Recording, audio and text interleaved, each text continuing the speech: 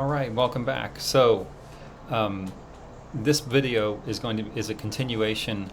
It's a part two of from the first video, and the first video was 3 miracles of Mahavatar Babaji. I'm sure I'll put links to it in the description of this video, and otherwise you might go and watch that first if you haven't watched it yet before you watch this one. So, in this video, let's see where I was at the end of the last video. I was in India during Navaratri, and it was during the nights of the goddess, for Durga. I was at a temple during a Homa ceremony, and as you'll see, the goddess had leaped out of the statue. For my own experience, so I knew that nobody else was seeing this. The goddess leaped out of the statue, danced around the temple. I finally got myself together because I was very shocked when it first happened, to send her my love, to acknowledge her presence for me, and then I asked her to enter into my heart. And the goddess danced through the temple. She was swinging she was 9 feet tall and golden, and multiple arms and weapons. And she had swords and daggers, and she was dancing around the temple, and I asked her to get into my heart, and she danced through the temple, right through the body of the woman in front of me, and entered into my heart, merged into my body.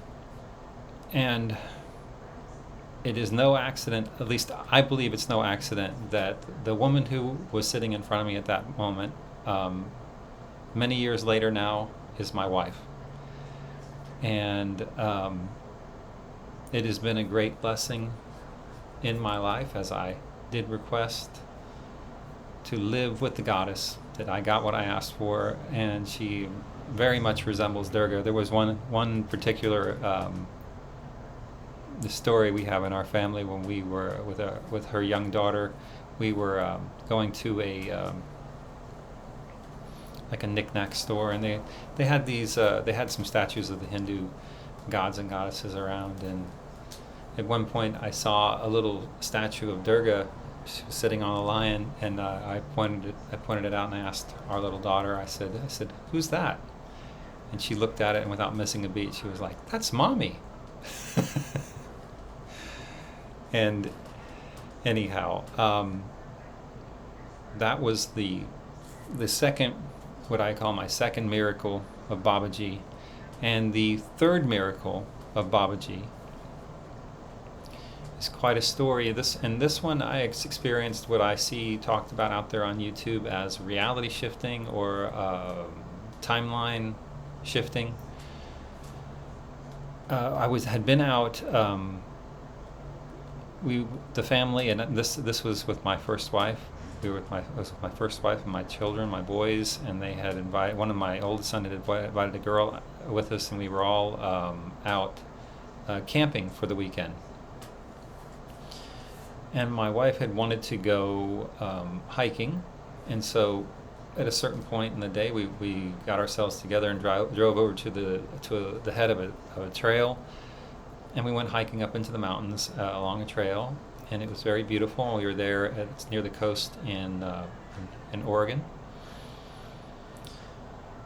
And the kids weren't as into it as my wife. I mean, honestly, I can say I don't think anybody was into it as much as my wife was. And she was feeling more and more alienated at that time. This was after I had finally gotten clear with myself and asked to have a divine partner, and I had said that I want to live with the goddess, and I was willing for it to be my wife or to not be my wife. If that was the case, I was ready to step into my own divine life at that point. And so we were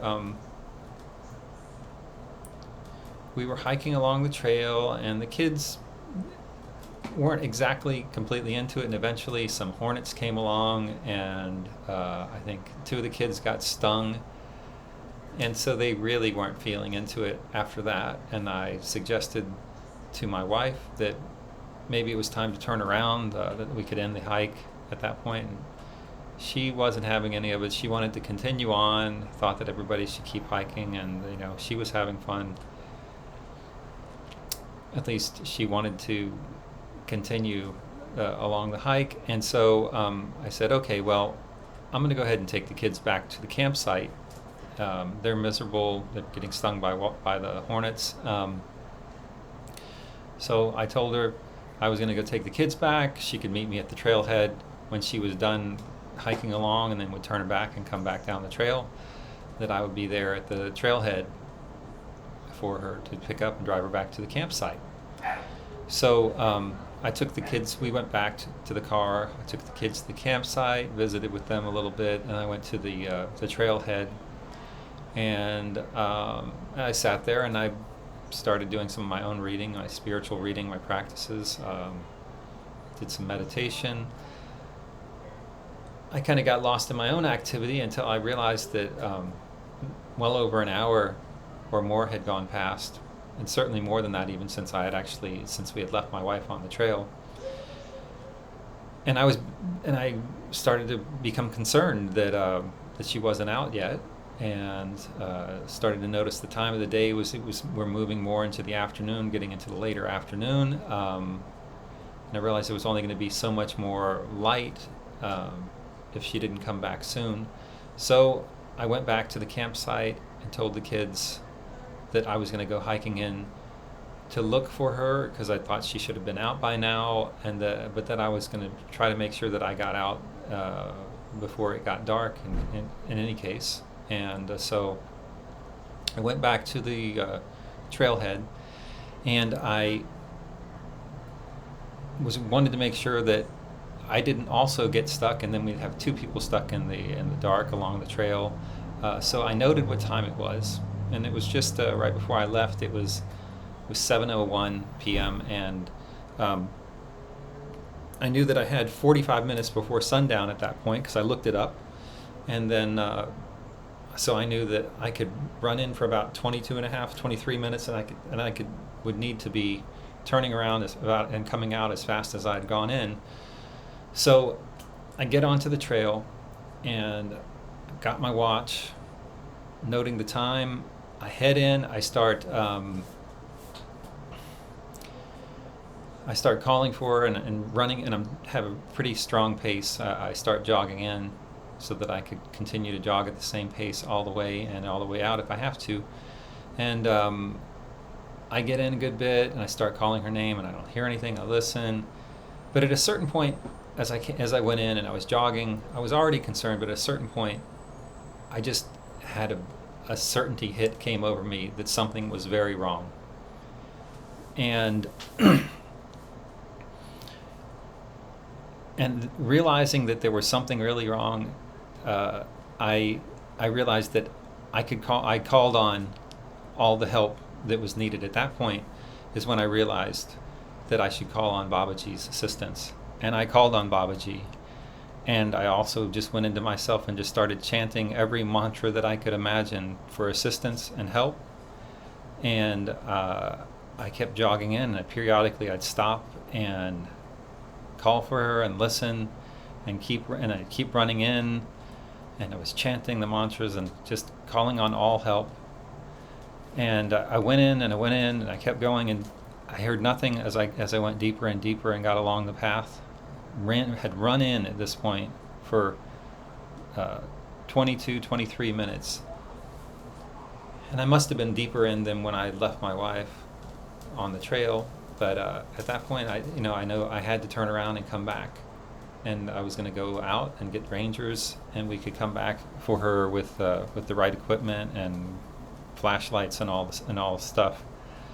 So I turned around to run out, and I ran out and continued chanting and broadcasting my need for assistance to all the special beings that are out there that can help us.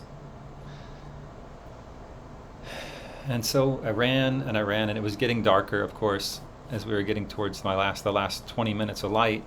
And I had made my way in and around a corner of the mountain, so I was kind of, not only it was getting darker and I was in the shadow, and I kept calling, and I'd call and I'd listen, and I'd just keep running, and then I came around the corner, and the light was suddenly like on me when I came around the mountain,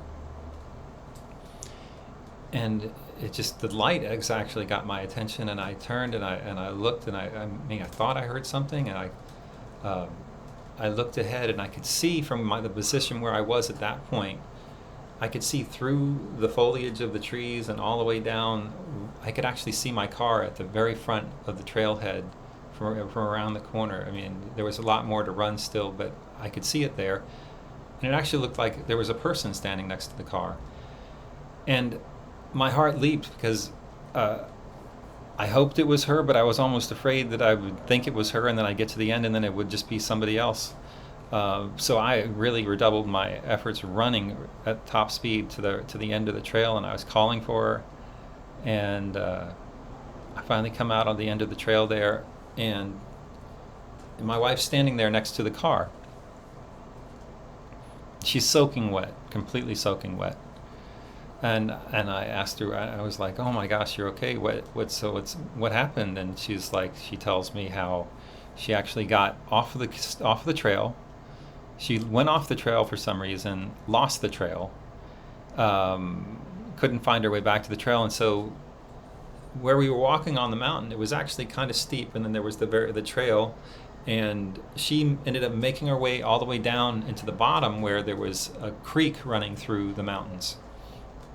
And she knew that the creek would lead her back. If she went in the one direction, it would lead her all the way back next to the trailhead at the beginning. So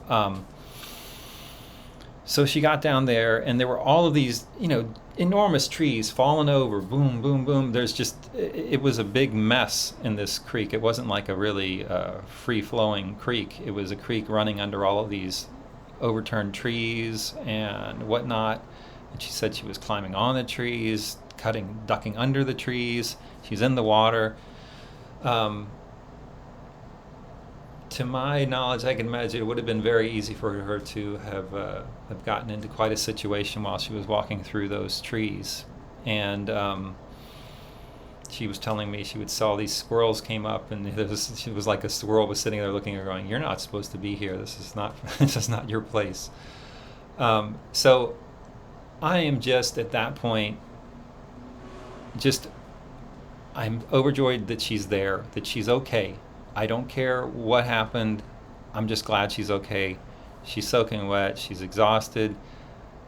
I get in the car. She gets in the car. She shuts the door.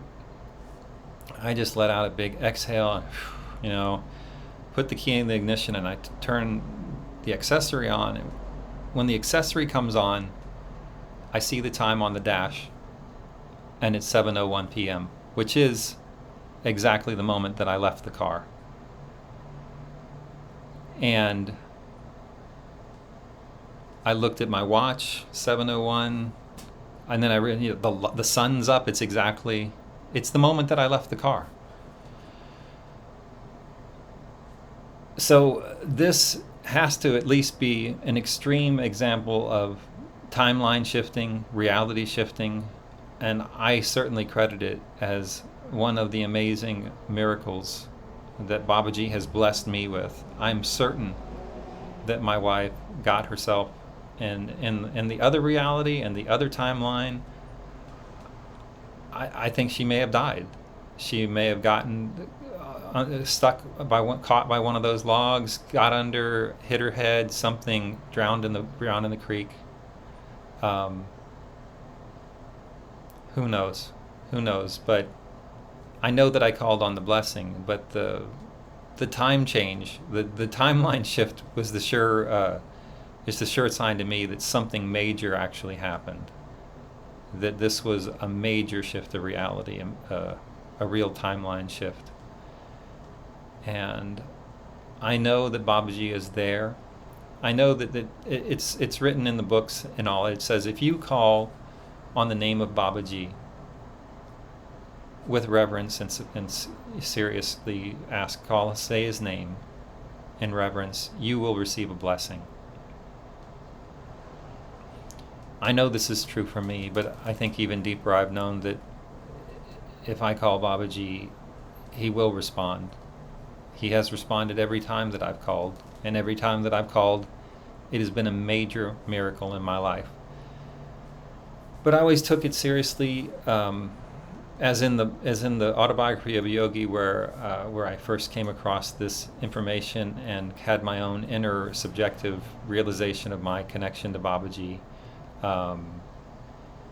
The story was told of Lahiri Mahashaya. He had just was enthusiastic from having met his guru for the first time. He was 33 years old, and he'd gone up into the Himalayas, and Babaji had come out and talked to him and touched him on the forehead, and the illusion of all of his different lifetimes went away, and he saw his connection to his master. And Babaji took him into the cave and showed him. He said, "Here, I've kept your blanket waiting for you. I have your bowl."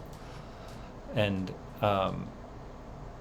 then at that point he also revealed to him all about the Kriya Yoga, and he gave him the yoga to come and give to the world. And but when Lahiri Mahashaya came down from the mountain, he was so enthusiastic that he started talking about Babaji to the people that he immediately was either staying with that evening.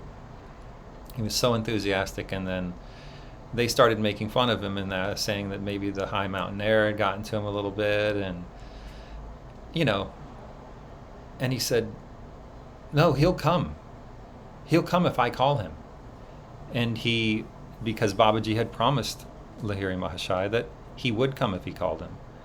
And so Lahiri said, "Give me some woolen blankets," and he took them, and he went into a closed room that had no other access in this home. And he went into meditation, and he called on Babaji, and Babaji materialized in the room. And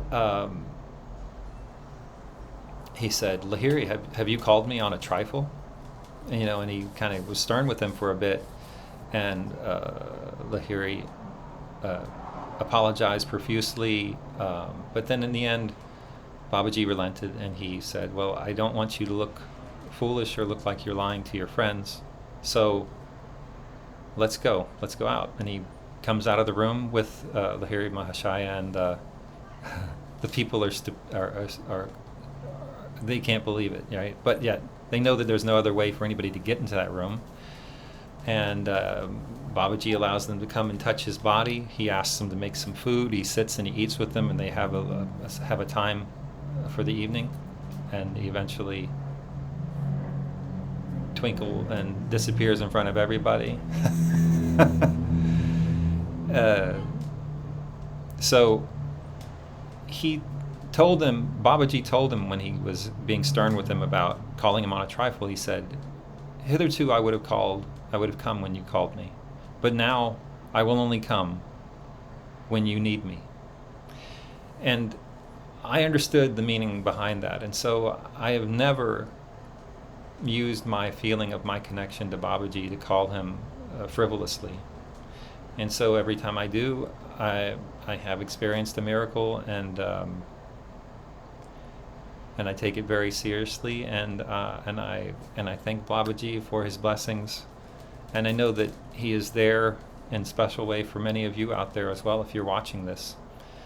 But thank you for watching, and I've been sharing with some other people, and I realized that it would be meaningful for me to share about these miracles that I experienced with Babaji, and so now I have, and I've put them out there. And you may come across this story again, as some other people and my subscribers have been asking for videos about timeline shifting, about reality shifting. So I may share this video or this story in another video where I focus specifically on timeline shifting and reality shifting. So thank you all for coming and watching. I hope this has been an inspiration for you. I hope it's uplifted you. And thank you for watching. Peace and love.